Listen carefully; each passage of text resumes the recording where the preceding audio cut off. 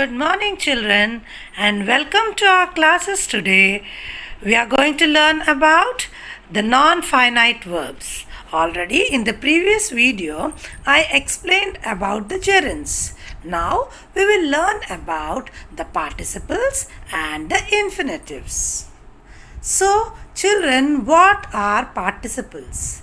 Participles are the ing forms or the V3 forms of the verbs which do not act as the verbs but act as the adjectives. Clear, children? Let's learn in detail. As I have told you, these are the non-finite verbs. The participles are the non-finite verbs which act as adjectives and they qualify a noun or pronoun. So when these participles act as a finite verb, they describe an ongoing action or state of being. So as I told you, participles can be both non-finite verbs and finite verbs. When they act as non-finite verbs, they are adjectives and they qualify a noun. And when they act as the finite verbs, they describe an ongoing action or state of being. Present participle, past participle, and perfect participle. So, the participles are of three kinds: present participle, past participle, and the perfect participle. The present participle always ends in the ing, and as I have told you, the gerunds and these present participles both end in the ing. The gerunds are the noun forms, whereas these are the verbal adjectives. Next, the past participle. The past participles end in d, ed, t, n, en, or any other V3 form of the verb, which also act as adjectives. The perfect participle. The structure of the perfect participle is having or being plus the V3 form of the verb. So, as I told you, these are the participles which act as adjectives and qualify a noun or pronoun when they are non-finite verbs, and they describe an ongoing action or state of being when they are finite verbs. Let's look at some examples. Here, the rising sun looks splendid. In this example, rising is the adjective which qualifies the noun sun, and therefore it is a participle because it acts as an adjective, and rising is the ing form of the verb rise. So, as this participle, present participle, acts as an adjective, it is a non-finite verb. Look at the second example. The sun is rising in the east. So in this example, is rising, the verb along with the helping verb is denotes an ongoing action, and therefore it is in the present continuous tense. Here rising is also a participle, but it acts as a verb, a finite verb. Therefore, the same participle can be a non-finite verb and can be a finite verb. How will you distinguish? Check whether it acts as an adjective or it denotes the present continuous tense. Now let's learn about the past participle. She did not eat the burnt bread. Burnt is the V3 form of burn. Here, it acts as an adjective because it qualifies the noun bread. What kind of bread? Burnt bread. Therefore, this acts as a past participle. That is, burnt is the past participle which acts as an adjective. Therefore, in this sentence, it is a non-finite verb. Whereas in the sentence, she has burnt the bread, has burnt. That is, burnt comes with the verb, helping verb has. So, has burnt indicates or denotes a completed action, and in this sentence, it acts as a verb denoting a completed action. Therefore, in the sentence, she has burnt the bread, burnt is a finite verb. So the same verb or the same past participle acts both as a non-finite verb and a finite verb, depending on whether it is an adjective or it denotes a action or it is a verb. Next, the perfect participle. Having heard the news, they jumped with excitement. So, in this sentence, they jumped with excitement is the main clause, and having heard the news is the phrase. And having heard having heard is the perfect participle. As we have learnt about the participles, now time to talk about the infinitives. An infinitive is a non-finite verb followed by placing to, the preposition to, before the base verb.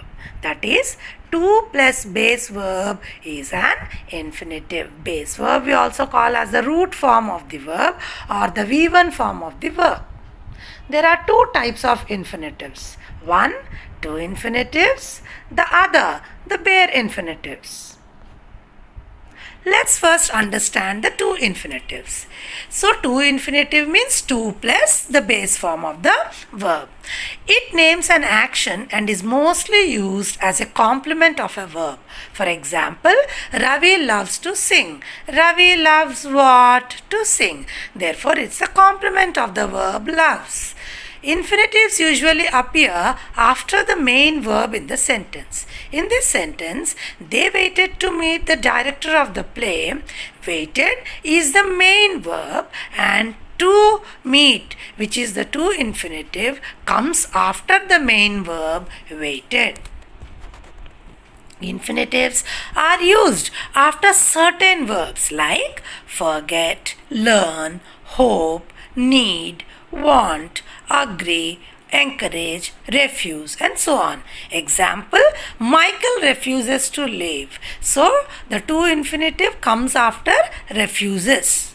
Infinitives also appear after the adjectives like happy, pleased, surprised, sad, etc. Till now we have learnt that these two infinitives come after the main verbs and some other kinds of verbs like forget, learn, hope, and so on. Now we also understand that infinitives come after the adjectives like happy, sad, pleased, surprised, and so on. Example, I was sad to hear the news. So in this sentence, sad is the adjective and the to infinitive to hear comes after the adjective sad.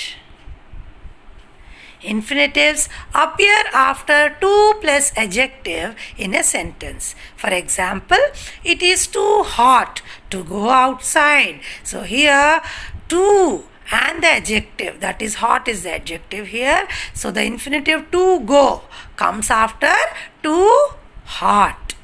They also appear after adjective plus enough in a sentence. For example, Ravi is old enough to make his own decision. In this sentence, old is the adjective and enough. So, the to infinitive to make comes after old enough. That is adjective plus enough.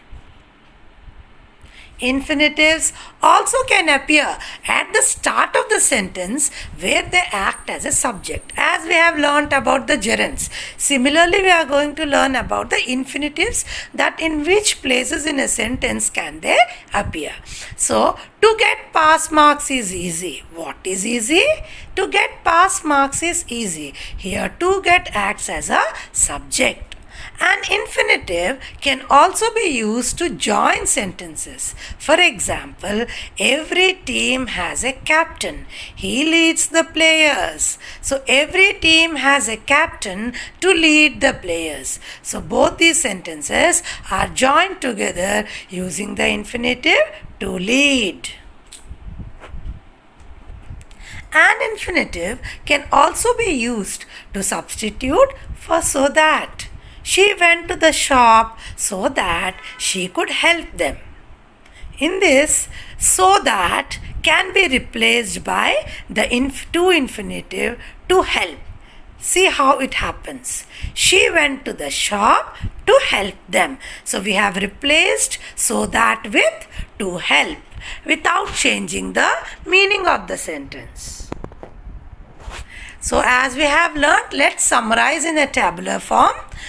What are the uses of these two infinitives? It is used as a subject of a verb. For example, to work is very difficult for Rama. What is difficult? To work is very difficult. An object of a transitive verb. Raina likes to eat.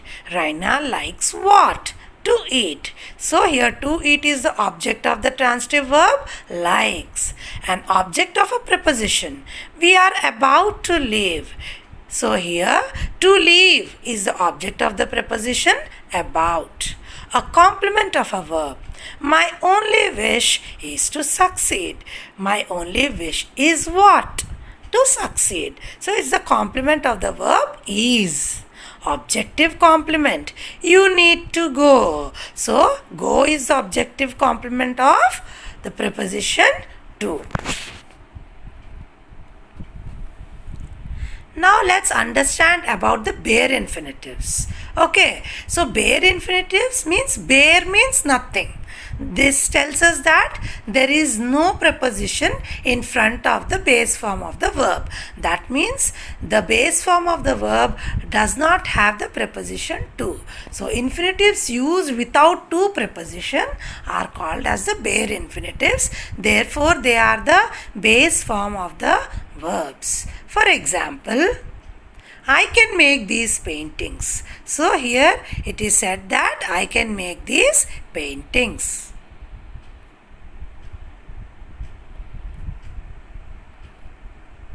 Okay, so we would now see that how do we use these bare infinitives after objects following verbs such as feel, see, watch, hear, etc. For example, mother heard the baby cry. Okay, so whenever we use the verbs like feel, see, watch, hear, then we use the bare infinitive. That is, in this sentence, cry is the bare infinitive which comes after the main verb heard. After modals and other auxiliary verbs. For example, verbs like can, could, must. So these are all the auxiliary verbs or what you call as the modals. Example, who can make the baby laugh? So make is the bare infinitive which comes after the modal can. We also use the bare infinitives with needn't or dare not. For example, we need not move to another room. Here, whenever we use needn't or need not or dare not, then the verb which comes after this modal is a bare infinitive. For example, in this sentence, move is the bare infinitive. We use to infinitive with need and dare. But we use the to infinitive, not the bare infinitive, with need and dare. What are the rules of, some more rules of bare infinitives? We use bare infinitives after objects following verbs such as let, help, bid, make, overheard, etc. Example, we let him visit his friends. So whenever we use the main verbs like let or help or bid or make or overheard, then the verb which follows after these main verbs is a bare infinitive. In this sentence, the bare infinitive is visit. with expressions like had better, would rather, sooner than, rather than.